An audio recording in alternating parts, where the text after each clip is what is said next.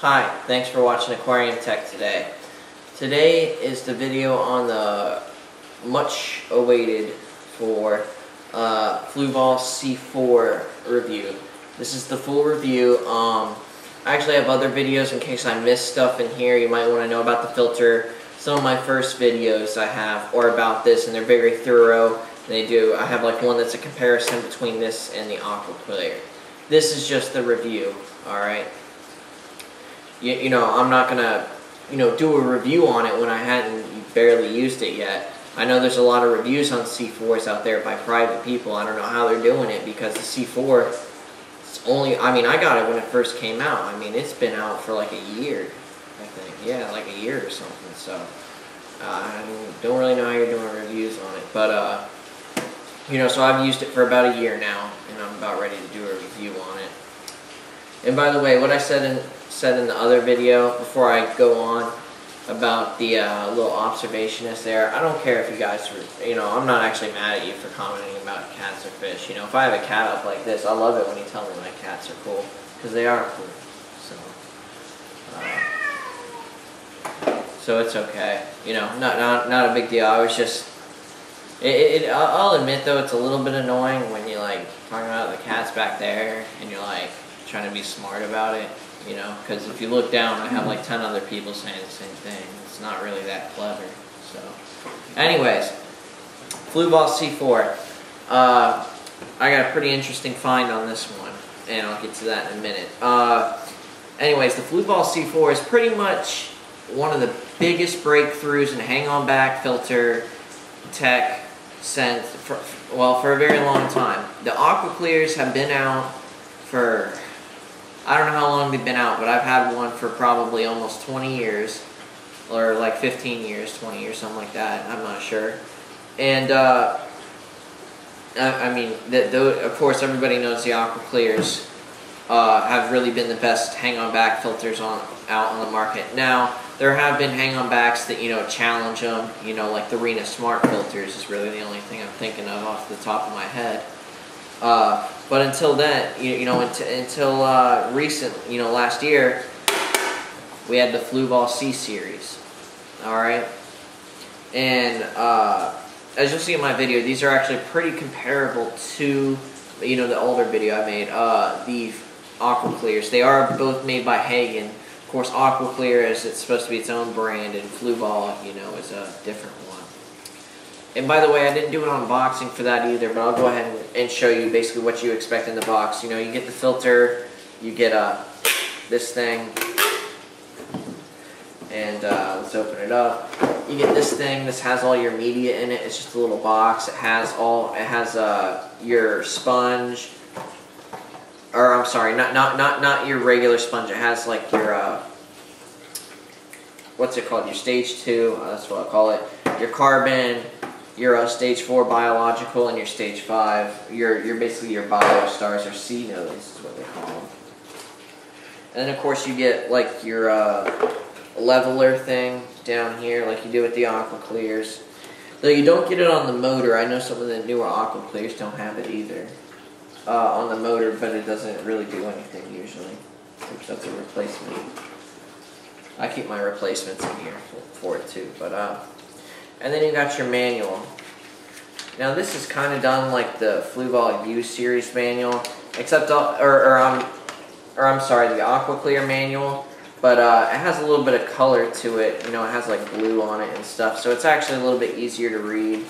It's not too bad. It's not as bad as the Fluval U series manuals. So it doesn't have like all random. It doesn't have them all on there. Alright, so I'll get the box out of the way just to show you. Alright, and basically, like I was saying, this is basically a AquaClear reinvented per se. Might be a good way to put it. Alright, it kind of looks different from an AquaClear, but really it's a lot, it's very much the same, more than you could really think about. So, anyways, first thing I'll say is very reliable. Haven't had a single problem, single issue with it. just like with the Fluval U and all the other stuff I test, I let this thing jam up. I mean, I tried to get, I let it, I think I didn't clean it for like 9 months or something like that. Well, no, it was probably like 6 months or something. But either way, it was on a pretty heavy tank, and I let it really pile on, and didn't clog, didn't make any funny noises, very quiet. I will say though that the actual water flowing is actually a little bit more noisy than the AquaClear. But if you have your tank all the way full, I mean, I know you're not going to have your tank all the way full all the time because of evaporation, but you know, it's other than that, you know, that's the only thing there. But otherwise, I think it's actually probably quieter, you know, motor wise than the AquaClear. Even though it uses the same motor, it just seems a little more quiet. You know, I don't know. Might just be because of, you know, I'm used to the filter noise now, and the AquaClear is just, you know, I've always had that around. So, anyways, another thing to mention about it, just before I forget, is you can actually attach a pre-filter to this. It's a little bit harder than the regular AquaClears, but it is. But you know, if you want to do a pre-filter, like I've had a couple people ask about it.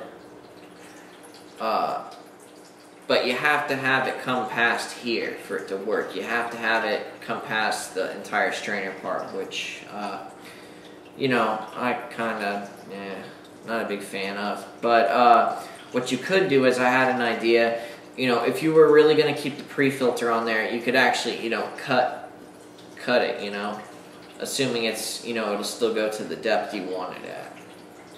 Alright? And then another thing to mention is, even though it doesn't seem like you know, when you're trying to change the flow rate, it doesn't move as much back and forth like it does on the AquaClears, but it's actually a lot more dynamic. Like, I mean, the flow actually reduces a lot more, and, you know, it actually works a little bit better, which I'm happy about. And it's easier to move, too. They put a nice piece of plastic in there, so it's a smooth surface. So unlike with the AquaClear, where you actually have to kind of pick it up and move it, this is just back and forth, real smooth. You just flick it. So, and this thing works. Another little cool little feature they put in is the little filter thing. I'll show you. It tells you when you're supposed to. As you can see, this one's actually dirty. This isn't scheduled to get clean yet, though. But this thing right here, this little red thing, I'll zoom in even more. This is your first stage and second stage. On here, this will actually come up from water pressure when you need to do a filter, you know, maintenance, which is kind of cool. I kind of like how they did that, and it's actually pretty accurate too. You know, it doesn't make you do it too early, and it doesn't make you do it too late. Because you know, a lot of companies that try to do any kind of time strip stuff, like I think it's Tetra that does that, and there's a few other companies that try to do stuff like it. You know, they really make you change your shit more often than it should be. So, and another thing that a lot of people were worried about with this is you can't use people thought you couldn't use your own media. That's not necessarily true. With this front part, it might be a little hard. I don't know why you would want to use different media with this front part. It actually works very well. It's the double. It's like a sponge with like a solid filter floss kind of glued to the back of it. And what that does is it gives you kind of two stages in one. It gives you like the foam for like coarse filtration, and then fine filtration. You know, mechanical filtration on the back. But if you cut something out in the right shape, you can still use it. And then as you can see here, you just have a media basket for your carbon. And really, you could just put anything in there you want. So you're not actually limited as much as you think. And then for your bio thing, you're not as limited as they say on this either. You got this top thing, which is kind of supposed to be like your first.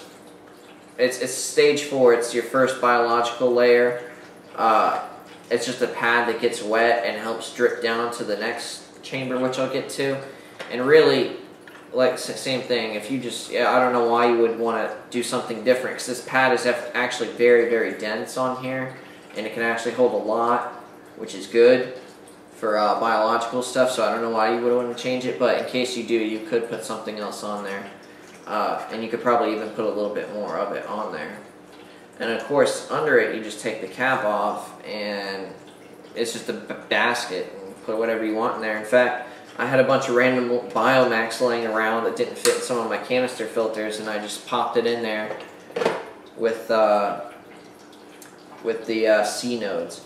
And I'll talk about something I found out with this filter, which was kind of interesting too. Before I get into that, the basic review. This is the basic review part.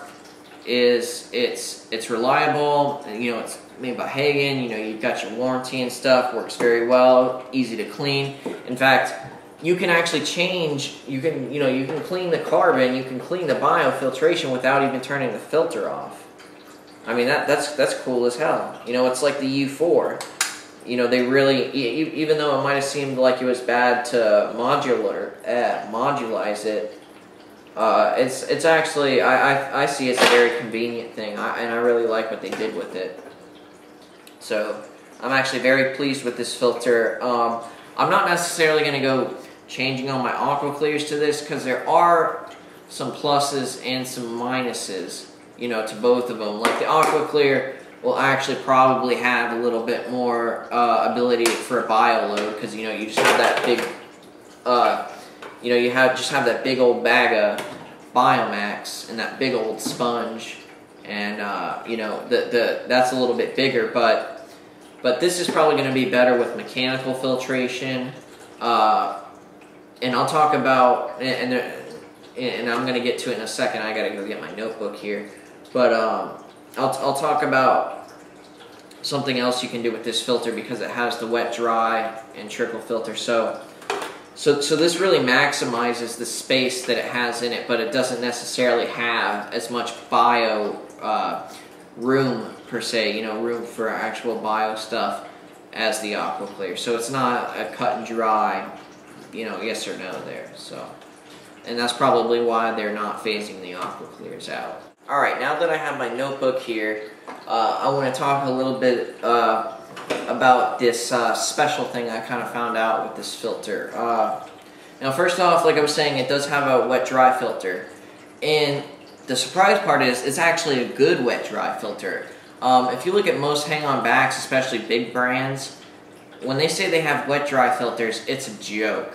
You know, it's either just like a piece of plastic drowned in water with like a tab coming out or something, like the Aquion's. That's a total joke. Even the Petco ones say they have that little plastic piece at the end. That's a joke too. You know, they're not wet dries. And even the bio wheel, you know, now the concept of the bio wheel is good, but the execution isn't there, which makes it useless. Well, almost useless, you know. So, but this filter actually did it. Actually did it right. All right. I'm not going to say it's the greatest wet dry filter ever, but it works.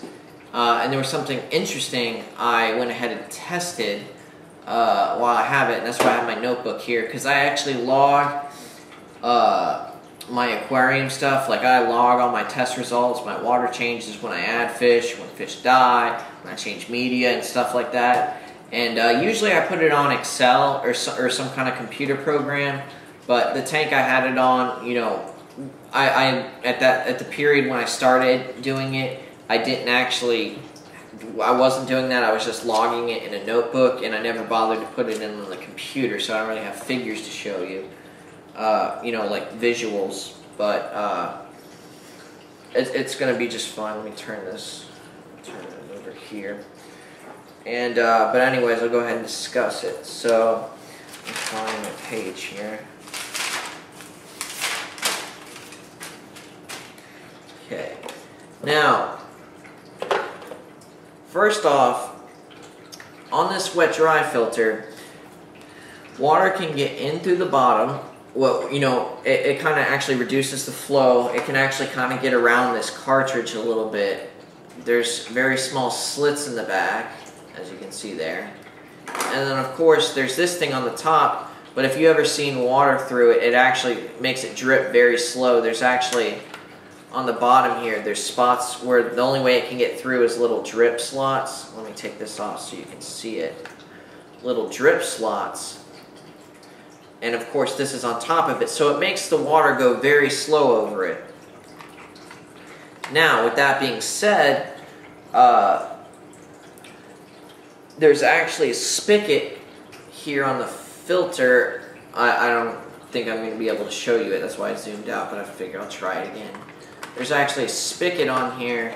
It's this thing right here, and it actually,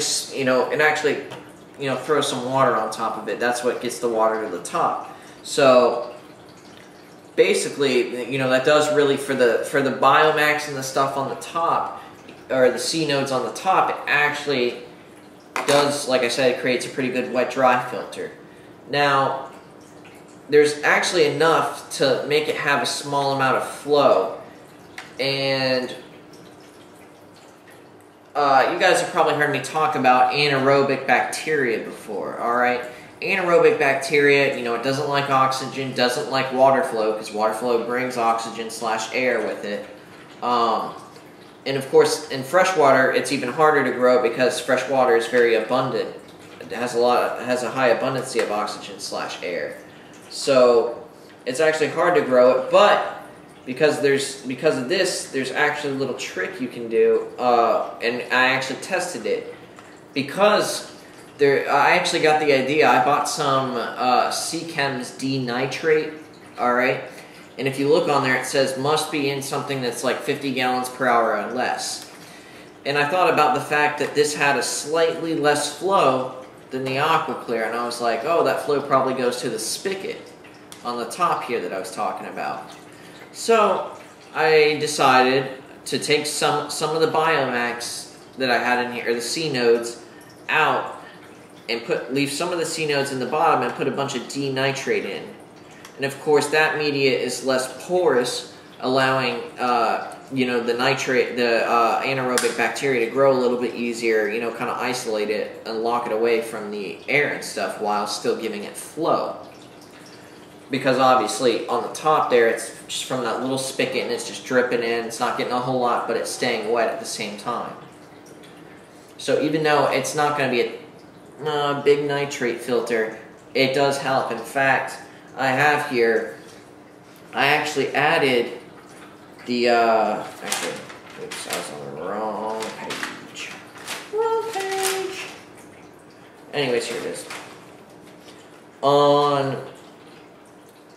In October of 2010, I added the denitrate, alright? And at about that time, let's see, like before I did it, my nitrates were at about a consistent, depending on when I did the water change, yeah, about a consistent 20 ppm, yeah, about 20 is about right. And then, now this is a planted tank, so I'm actually trying to keep it right around 20, 25, 15, something like that. But, I decided to test it anyway. So, anyways, months later, let's see, where are we at now? That was October. So let's go to June. The next time, this is like right before I took it out. I actually don't have it in there right now. But June 16th, alright? Now, mind you, my nitrates kind of lowered slowly. I noticed, and it was very consistent, slowly went down. And now my nitrates have tested, since the last time, it's actually been like this way for a few months, but now they're at a consistent 5 to 10 ppm. That's awesome. From a hang-on back filter, that's freaking awesome. That's unheard of. That's 10 ppm. It was in a 60-gallon tank. 10 ppm from just a little bit in this. It worked very well.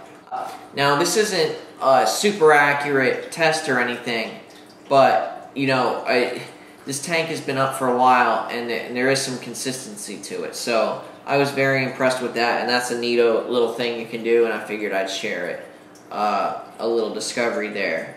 because you definitely don't see anything like this too often from hang-on back filters. So that's pretty cool. Go ahead and wrap this video up because that's probably about it.